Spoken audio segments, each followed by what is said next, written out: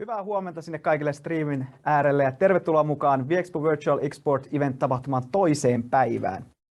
Kuten eilenkin, niin meillä on mahtava päivä jälleen luvassa. Minun nimi on Lauri Laaksonen. Olen itse asiassa aika uusi viexpolainen. Aloitin tässä juuri alkuvuodesta markkinoinnin ja viestinnän asiantuntijana ja tänään toimin tapahtuman moderaattorina.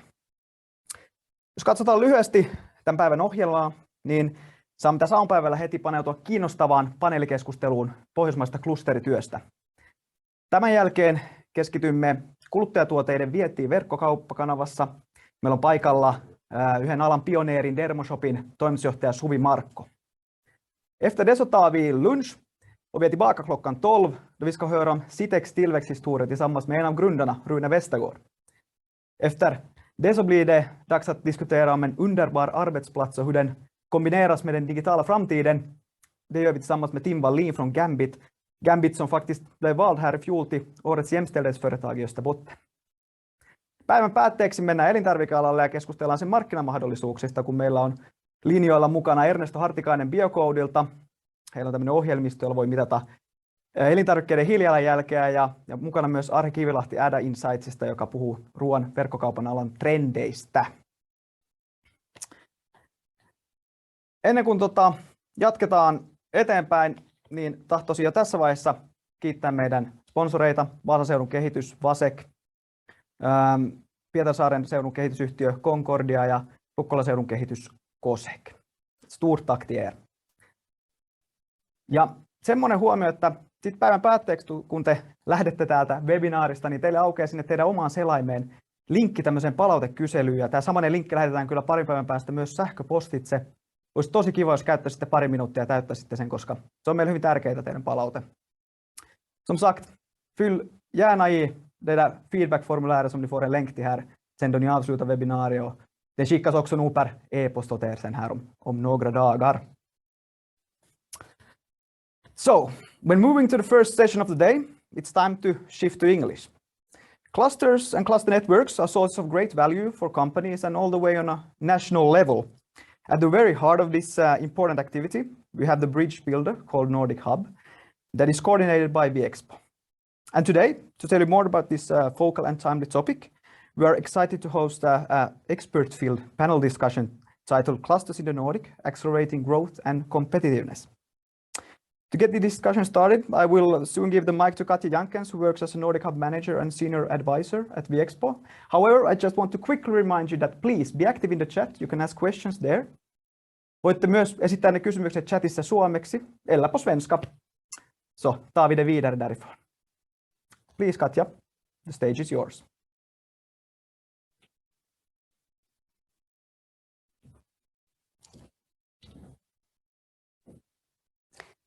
Thank you, Lauri. Welcome to join this NordicHub discussion on cluster work in the Nordics and how to accelerate competitiveness for companies, clusters, and nations. As mentioned, I represent NordicHub, which is a network and platform for Nordic cooperation for companies and clusters. We bring clusters and networks together, promote and develop cluster collaboration together with our Nordic partners. During the last year, we at NordicHub have worked with cluster awareness in Finland. We have identified and mapped out clusters and networks and had discussions with cluster representatives and other actors working with clusters. And what we have found out is that there is a clear need for a joint agenda, a platform, advice and a proper financing instruments and cooperation possibilities for clusters in Finland. We now have a platform, NordicHub, and it will grow and create more value for our clusters in the coming years. One of our ambitions is to promote our Finnish clusters and give them more visibility and collaboration possibilities through NordicHub and the promotion and cooperation work we do in the Nordics and all around the world. Important for us is also to point out the work that's being done for clusters on the European level and also to promote the EU financing possibilities through international cluster projects. The cluster training sessions last fall will also continue this year, as will the webinars on various cluster teams. We are also looking very much forward to face-to-face sessions, matchmaking events, and other networking opportunities. Our long-term goal is a national cluster program for Finland and accelerating Finland's national competitiveness through clusters. Our strong belief is that together we are stronger. Then to this day's topic, clusters in the Nordics, accelerating growth and competitiveness. Why are clusters important? What can we achieve with the help of clusters and national cluster programs? How are these things done in the other Nordic countries? And what can we learn from them? How can we work together in the Nordics with clusters? Today, we will seek answers to these questions with our expert panel. Welcome to join us, Kristín Rangen, partner and co-founder for Engage Innovate, which is a strategy and innovation consulting firm working with governments, national innovation agencies, and clusters to increase global competitiveness. Welcome, Chris. Thank you, and good morning. Good morning, Chris. Our second panelist is Mikael Lindholm, Network Manager at Turku Science Park. Mikke is working with ICT-related matters in the southwest region of Finland, and he is currently working with forming a larger European ICT cluster, as well as forming the ICT strategy for the region. Welcome, Mikke. Thank you so much, Katja. And last but not least, we have a panelist from Iceland with us today, Ásta Sigurjónsdóttir. She is the CEO of the Icelandic Tourism Center cluster, that is a business and project-driven organization with members from all over the value chain of tourism and travel. The project focus within the cluster has been on innovation, sustainable tourism, and digitalization.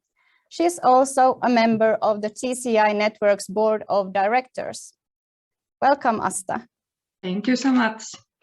And Ásta, let's start with your view from Iceland, please. Yes, thank you. And good morning to all. First of all, thank you for inviting me and giving me this opportunity to being here with you. It's 7 a.m. at my end, so it's the third coffee in the morning. So it's great to be here with you. I hope I can share some, insightful kind of information with you. I could tell you all about how clusters should work, but I could also tell you all about our journey. It sometimes, involves the good, the bad, and the ugly. But establishing clusters can be, a lot of obstacles in the way, but it's a journey, and it's a really, joyful journey, and there's a lot of different obstacles that comes up. And I have been so fortunate in my cluster, and I am responsible for the Icelandic tourism cluster. And I have been here from the early stages. And with all the groundwork and craziness that comes with building up clusters, I wouldn't have missed any of it. The cluster was established when the industry here in Iceland was in a historical growth in Iceland in the 2015 to 16. So the projects then and the program, they were very much in line with that. It was capacity building, quality programs, responsible tourism, and issues with over tourism and so on. But the last 2 years, they have been of course, a complete restructure and refocus into our core, how we can best be there for our members, what they need most, how we can make the most impact for the industry that has been hit so bad by the pandemic. And these programs, they have been into the innovation, the restart tourism, sustainable and regenerative tourism, digital solutions, and how to keep the operation in shape, and also the mental shape of people. On top of this, I was also and we will maybe discuss more about that in the panel later on. But I took the role of being the editor for the national cluster strategy for Iceland that has been approved in the parliament, and we are now in the middle of doing the action plan and so on behind that. So that was short about me in the beginning.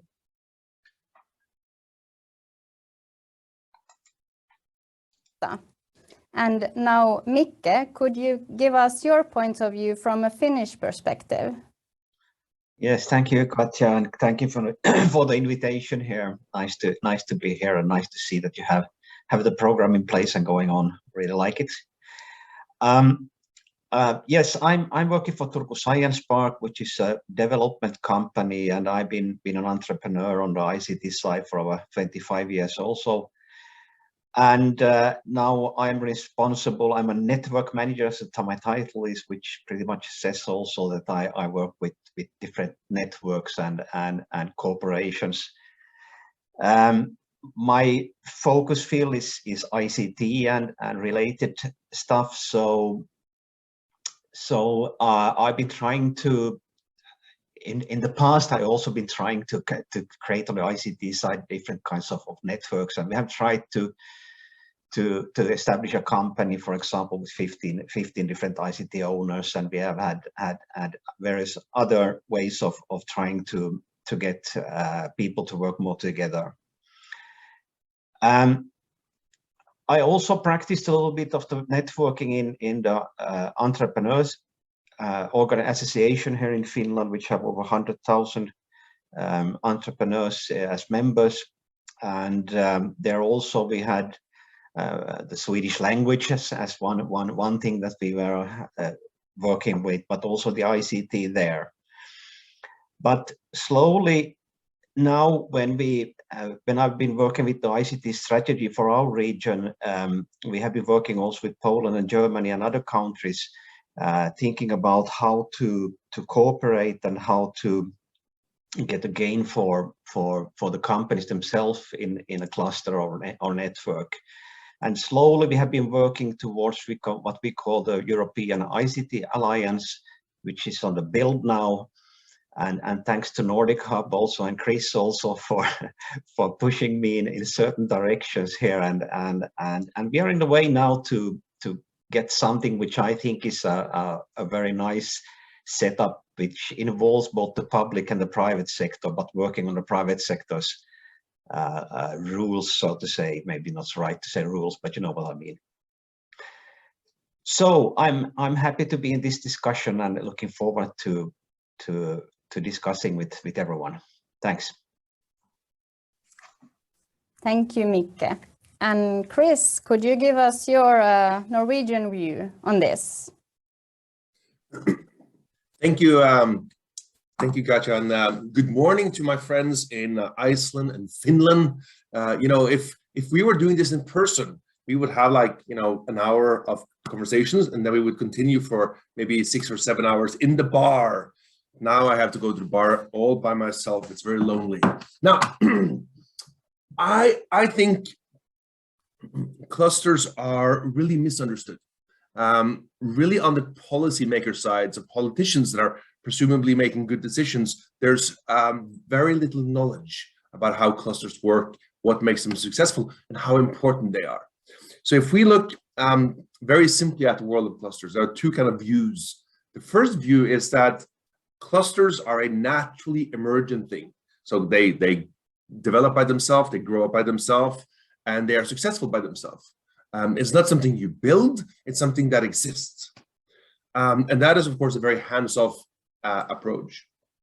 Now, people will look at the life science corridor around Boston and say, well, that's a very successful cluster. Or they'll look at Silicon Valley and say, that's a very successful cluster. Technically, none of those are defined as clusters. They are, for lack of better understanding, misunderstood to be clusters.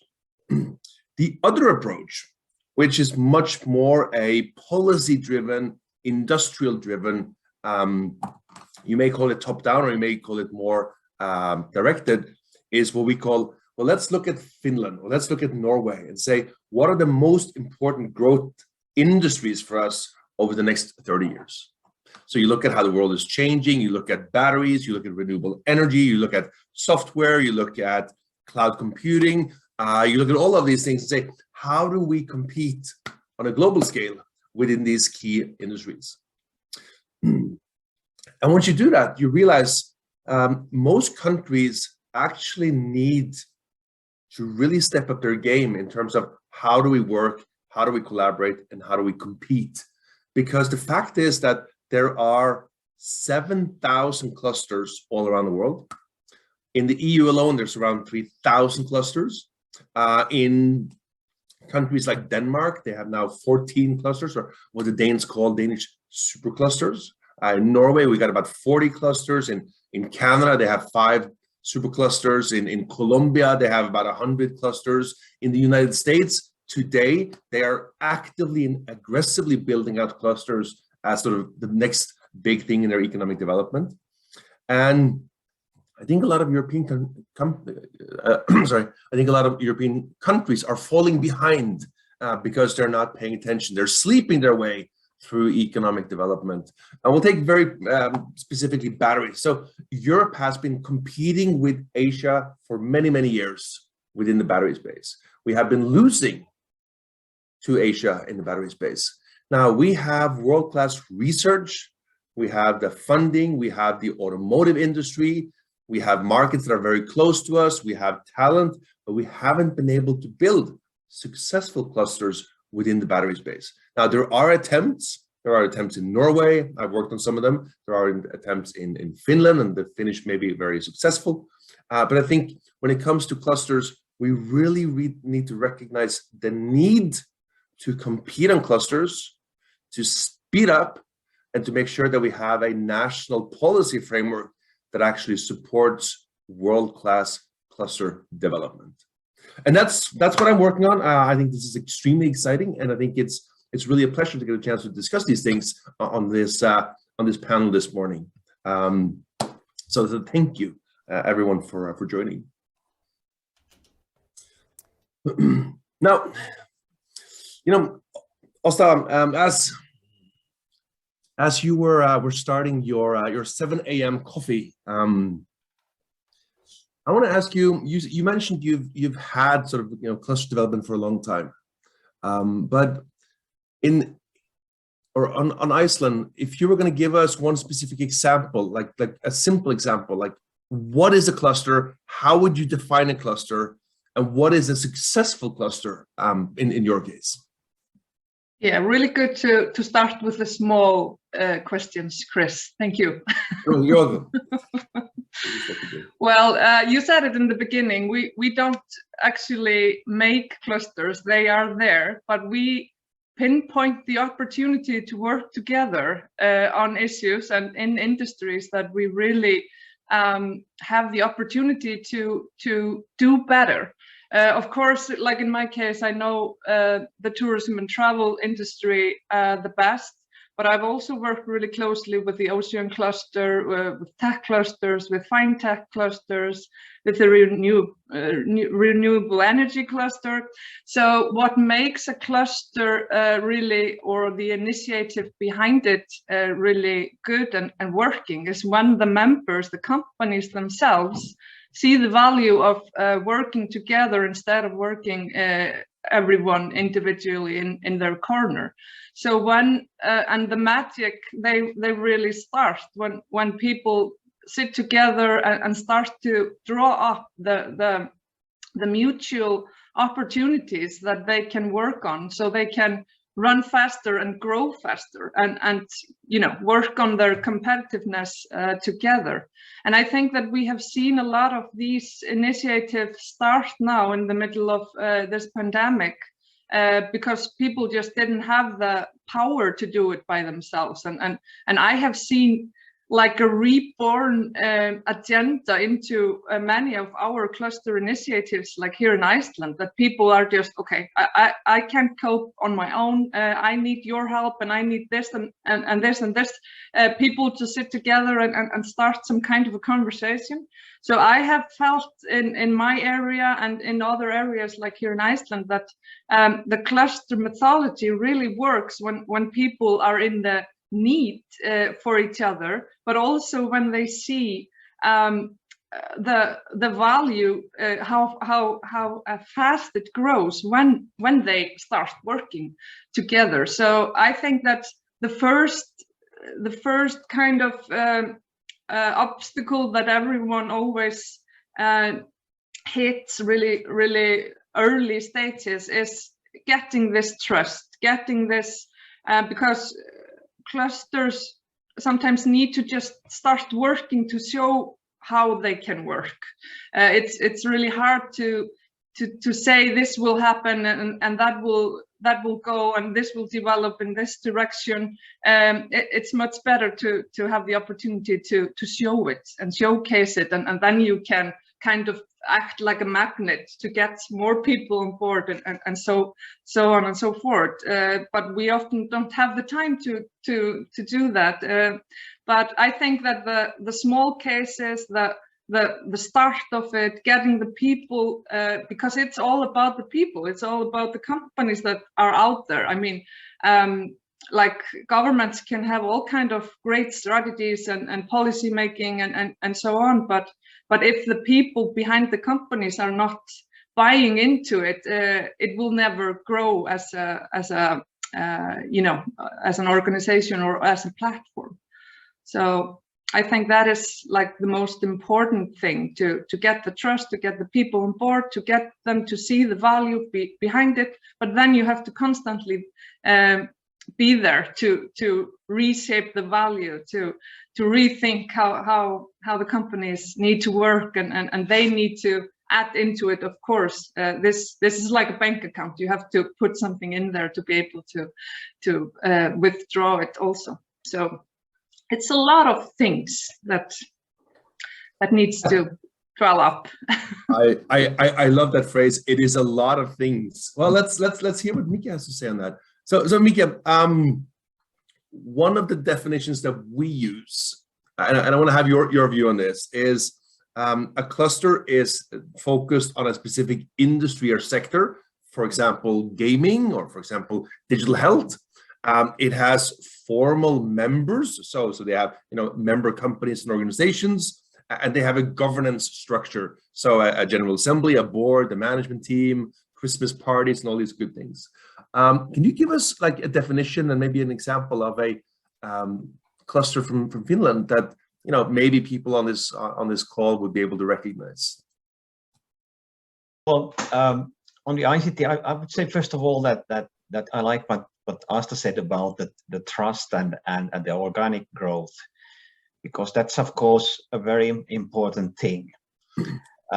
Coming to that, we have a national ICT. I wouldn't maybe call it a cluster yet, but it's a large ICT network working together.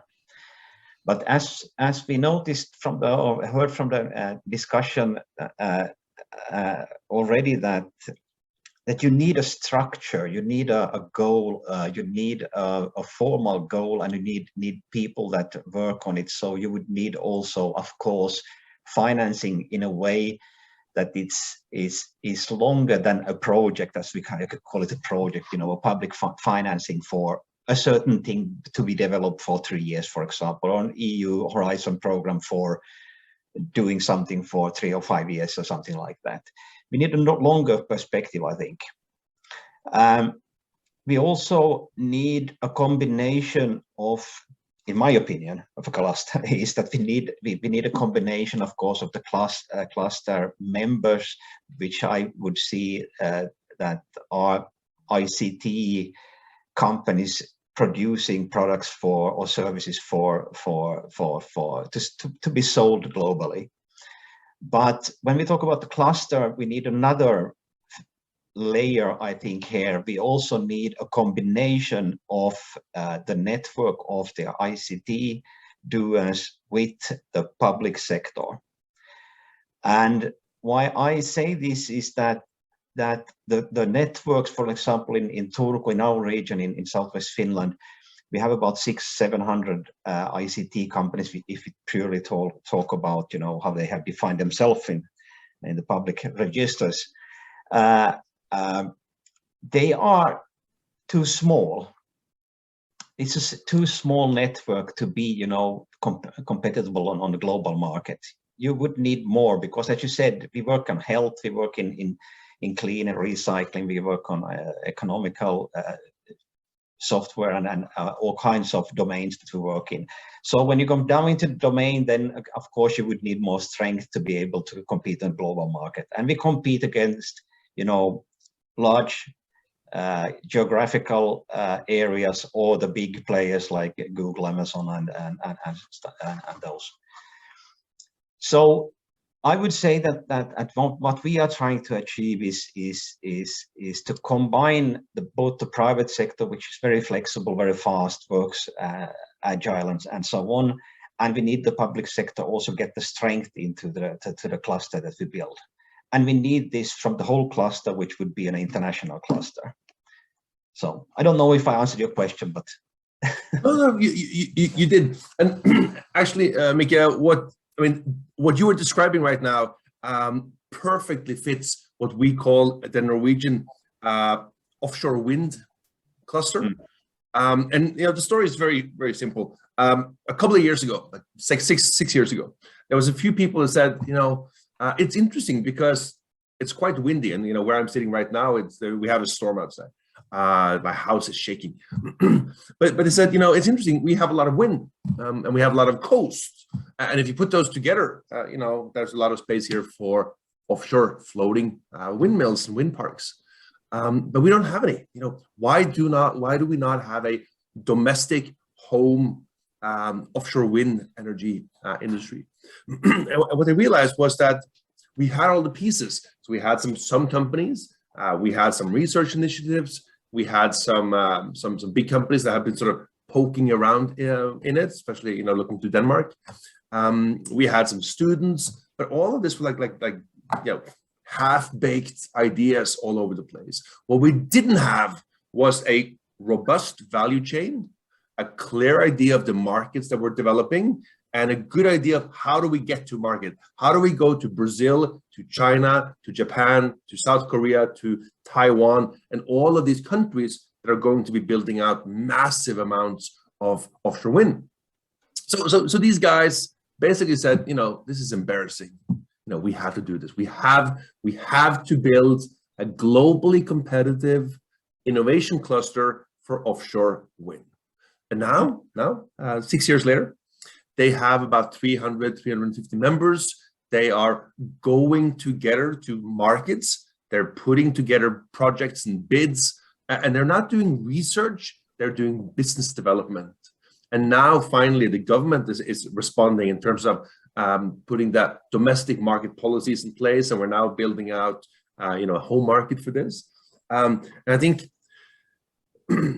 we would not be in this position if it wasn't for the fact that we had these people that pulled all of these things together and were able to, you know, move from a loosely affiliated network into a much more structured, much more business oriented, much more business development cluster. So if you ever want to see a successful wind energy cluster, guys, just come on over here and we'll take you out on a boat, small dinghy, far out in the waves, and we'll show you what that looks like. Now, Ásta, one question I have is around what we call national competitiveness. If we go back to the 1980s for a second, a lot of the original research was on how can countries compete? How do we use clusters as an important policy tool for national competitiveness? So if you look at the Nordics or you look at Iceland, what does national competitiveness and what does clusters mean for Iceland? Yeah, I think that, and it's really important. And what we did now, like in our national policy making, it was to sit down with a lot of stakeholders and business owners and all of the stakeholders. I mean, you need the people, of course, from the government, from the universities, the investors, the people on the ground, the people, the business owners, and everyone. And you need to do this like you need to, and you need to have some kind of a platform where people agrees on the strength and the, you know, where you are competing. If we are saying that, I mean, where in the Nordics, where are we strong? In Iceland or in Finland or in Norway, where are the strengths that we can compete on? Like for the Nordics, if we start there, I mean, we have so many natural resources. I mean, we have the freshness of fish, of the food that we eat, and the energy we produce, renewable energy, the ocean, all of the blue economy, the tourism industry, and so on and so forth. So we have been really strong in these areas. So that is. There we can have a competitive advantage when we look at Europe or when we look at the world. Then we need to strike it down into like a national level. And what we did in our national policy was actually we used a really good platform that is the Industries of the Future Canvas, which I highly recommend from the tools that you provide from Strategy Tools. But we sat down with it was 2 groups of 70 people, so it was all kind of mixed platform of people from all over, and we sat down and we thought, what is the growth industries and high value creation of the future? So they were in small groups talking together about this and making a really good conversation between them, and they identified like 10 or 15 different high growth value creation industries of the future. So it's really important to, and some of them were like health and biotech, high tech, deep tech, automation, Internet of Things, creative industries, video game industries, fintech, and renewable energy, just to name a few. But also what was really important in that platform was how to shift some of the traditional industries into higher value.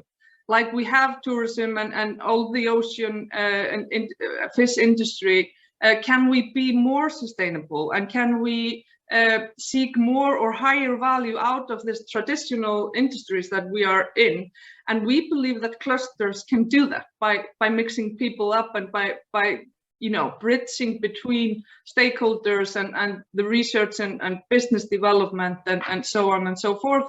And there we had tourism, ocean-related value creation, innovation in agriculture, which like Iceland and the Nordics are really high on also, and all kind of environmental innovation also in the circular economy, the sustainability, and so on. So it's so important, and this is not enough to do this only once. You have to revisit this kind of map.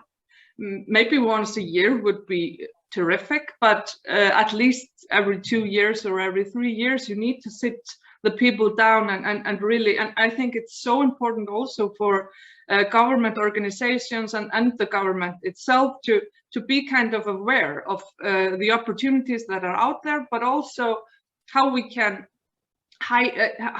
level up the growth of this like usual suspects that we are maybe not getting the most value out of as is. Ásta, I think that's really well said, and especially this part about doing it frequently. You know, this is not a one-time thing and then, you know, finished. Mm-hmm. It's really something that we could do continuously. Now, I did reflect on something when you were speaking. So one of the unfair advantages that we have in Norway with regards to clusters is that about 35 years ago, we started a research project, or one of our professors called Torgeir Reve, great guy, he started a research project. And that research project basically became what's called a competitive Norway. And then it became 10 years later, he did that knowledge-driven Norway, and then they did one more. So every 10 years, they would do this massive national research project on national competitiveness for Norway and the role that clusters play. But what was important was not the research, it was the engagement, the wider engagement. So what they did and what they were exceptionally good at was getting the word out, involving organizations, involving policymakers, involving prime ministers, involving CEOs.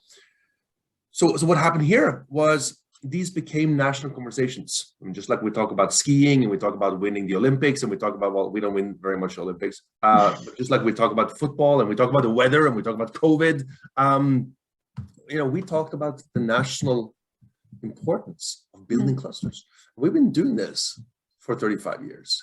So I think what you said about repeating it and doing it again and again is really important.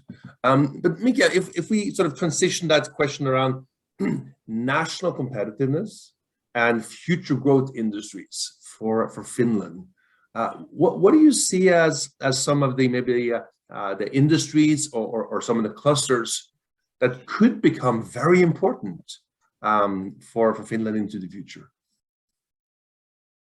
Oh, it broke up now. I didn't hear the last sentence. So my question was, what are some of the... I can't hear anything now from Chris. Oh. Can you hear me? Yes, we can. Okay, I continue. Okay. Okay, now you came back. Okay, thanks. Well, from Finland's side, I would say that one thing that has surprised me a little bit when in discussions of future, not maybe technology, but future values. And on the ICT, which is a very high tech and very technology and very, knowledge heavy industry, is that more and more we talk about social values and sustainability and the values in the companies. I got a very, very interesting comment from when we talked about talent and sharing talent in our cluster, was that everyone that I talked to, the ICT companies in Turku, they wanted to be sure that the other companies shared the same values. Not maybe the industry we talk about here, but we talk about the shift in how you think on the ICT side. But if you talk about Finland in general, I would say that the government has been quite agile at the latest 5-10 years in Finland. And one thing as a proof of that is our AI strategy in Finland, which was one of the 7 first in the world, or the 7th in the world, you could say. And there they have noticed also it's not enough that we do a strategy once. We need to revise it every year. We need to really refocus and really look at which are the factors that will do the impact also in a larger scale in Finland. And AI and ICT is horizontal technology, so it has an impact really on any industry, every industry. Which means that Finland has now revised its AI strategy in a smart way, in my opinion, also to involve more the smaller companies. And they had never said that Finland is going to be the best in the world on developing the AI technology itself, but it should be the best utilizing the technology horizontally in every industry. And I think that is a smart thing to do, because that will, of course, have a push on all the industries in Finland. And Finland is also now on one of the 7 European digital innovation hubs on the AI, and we have the strategy in place. Now we're getting into programs that will help SMEs more and more on the side. We are also focusing quite a lot on these technologies. So I see that as a shift also in how we're going to do things and how we are going to create new industries and new ways of doing business. And that of course requires the skills, and which is one of the focus we have been talking about in our alliance, also our cluster, that how can we share the skills within the cluster, so that we have a faster way of adapting new technology and a faster way of creating new products and services. Yeah, no, it's a great comment and question, and maybe just one thing I would like. I mean, final question in this topic. What are your thoughts about clusters as market builders or business development engines? Because a lot of the clusters we have in Europe are tied to universities. They're tied to research, which is not a bad thing. It's not a bad thing. But some of the work that I've been able to do internationally, we really looked at how do we balance clusters from being too research focused and then being being more market focused. And in being market focused means you do a lot of market sizing. So you're estimating different market sizes. You're doing very go-to market activities, and you're helping the different cluster members in their market focus more than just a collaboration focus. So maybe also you want to go first? Your thoughts on clusters as a business development mechanism? Yeah, I think like if I would take Iceland, for example, in how we have built up our like biggest or strongest clusters until now, the business development part has been much higher and bigger than the research part, and mainly maybe because how the clusters are, run or established, because we haven't had a lot of government support into our clusters, so they have been built up to speed up growth and make more value creation and product development and business development in that sense. And we can take the ocean cluster, for example, around the 100% use of fish, for example, and that has gone viral into all of the Nordics and into Europe and further even. And of course, every industry can take that kind of a model into their own DNA. How can we use more of all the resources we have? I mean, it's hard to say how can we use tourists 100%. I mean, it's maybe not the same, but you can ask the question: how can I get more value out of my business? How can I, how can a tourist or a guest that comes to Iceland, how can we get more value out of each and every one? So. No, I'm not going to take the same model into that.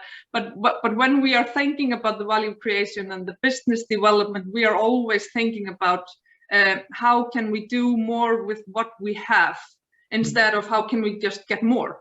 So I think that into the sustainability thinking and now into the regenerative thinking, when we are thinking about how we can make a positive impact, not only a net zero, but also how can we leave the earth better than before, not just as it is.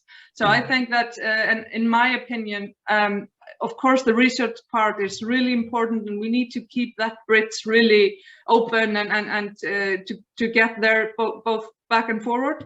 But the business development part of the cluster initiative is, in my opinion, the most important thing. How we can create more value, how we can create better and sustainable growth, and yeah.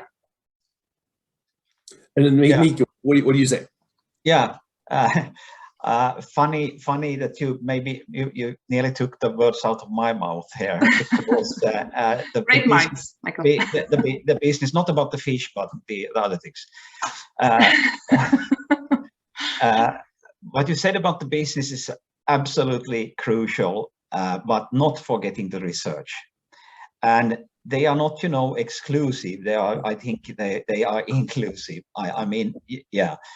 And one thing, example from our cluster is that one thing that immediately raised up in the discussion was the health. You can see one of the boxes there. It's hard when it's mirror based.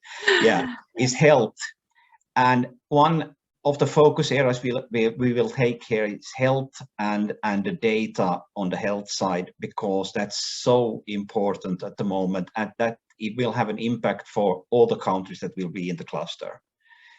That is not really, of course, it's a thing of related to competition also, but not as much as maybe the other domains we have been talking about, because health is something that we need to do. We need to get, better health and more effective health for all the countries that we are operating. That's just the case. So from that, we could say that we need a lot of research on that side also, and that should be shared by default in the cluster. So one thing, for just to give an example, we have a project in Turku, which is a research project done with several other cities in Finland, which is called Privasa, which is about synthetic data on the health side that can be used by everyone. And that, of course, is one thing the cluster should share with all the members in the cluster. And that will also make the turnover of a development project, which is typically 6 to 12 months in a company, ICT company, and we will get that faster also by sharing these things. So sharing and being open and trustworthy and working in certain domains will be, I think, crucial. Well, super, Mika, and I appreciate what you said about not being mutually exclusive. That's obviously very important. Now, I just invitation to the audience. So if you're listening, if you're watching, if you are on your spinning bike doing workouts while joining this excellent conversation, please feel free to ask any questions. We are very receptive to questions. We'll answer every question that we can, and if we can't, we're going to give it to Ásta, and then she'll handle it really nicely. So please ask any questions. Now, I have one last topic which I want to discuss with you guys, and that is the role of building a national cluster program. So far we've talked about clusters as a single cluster. So we mentioned the tourism cluster, etc. But I want to talk about national cluster programs. Now, Norway, which of course is the best country in the world in so many areas, we have a history of a national cluster program going back about 30 years. And we did all the mistakes in the beginning, which means the first 25 years. Denmark has a really good program. Now they're supporting 14 clusters, and they have a really good sort of policy. They have a strategy. They have a great team in place. Canada, for example, Canada has 5 primary superclusters, and they have about 30 people working at the Ministry of Innovation, Science, and Economic Development that are running this national cluster program. So, Ásta, if you want to start, I know you've been working on developing the national cluster program for Iceland. What are some of your insights and maybe some recommendations for what should Finland do? Yeah, and I think that when we are sharing, I mean, in clusters, it's the greatest moments when people start sharing the ideas and mirroring each other.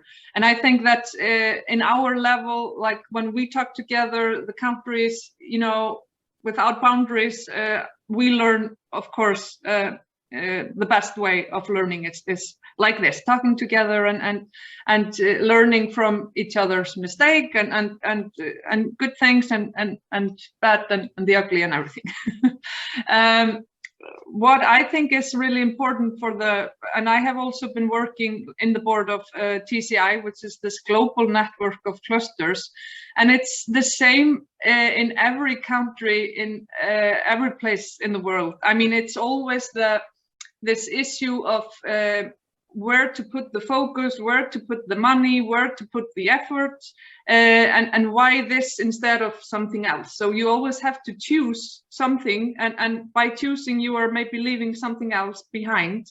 And when you're talking about something that has been the issue in countries for many years, it's hard to maybe skip it or try to look at something else that is growing faster or is more important or something like that. So sometimes you have to sell the idea that this is the best and so on. But I think that like in Norway, we have this, I mean, you have been doing this for so many years. This was the first time that we sat down and really thought, okay, what would be the programs and the focus for Iceland to go forward? And I had a really good talk with Katja and other people in the NordicHub, also with you, to just discuss this. Is there something that could be similar in Finland or in Norway or in Denmark and so forth? And in Iceland, when we sat down with the national strategy and the way forward, it was pinpointed 4. You said like in Denmark it was 14 clusters. In Canada, I don't remember. I think it was like 8 or 5. Yeah, super clusters that were meant to lead the way into the future. We pinpointed 4 out of our strategy, and I think that they are pretty common for the Nordic and for Finland also. We were pinpointed digital supercluster that has been established, and they are working into establishing this initiative. Sustainability and circular economy around that platform. That was a strong focus, and we identified some KPIs through all of them. Health and biotech, that was a strong focus. And then this globalization and growth. That needs to be, I mean, that's not maybe a cluster on its own, but that needs to be a really strict focus and the drive in all of the senses that has. So these were like the 4 identifications that came into the policy making from Iceland, and I think that Finland could definitely be really strong in this issues as well. Miki, what are your thoughts on a national program? Yeah, I don't think Finland is far from having a strong clusters. It's we have already structures that are in place that are kind of not really but what we have talked about the cluster definition, but they are quite near. And I think the history of ways of financing things in Finland has been or is the one of the large or big obstacles in the way.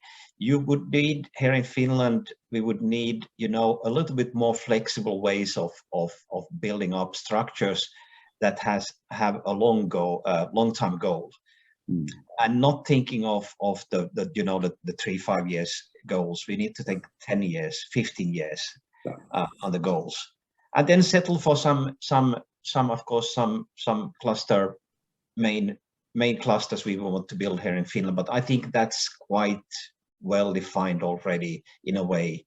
It's just that it needs to be, we need to agree on the focuses with each other, and then just go for it.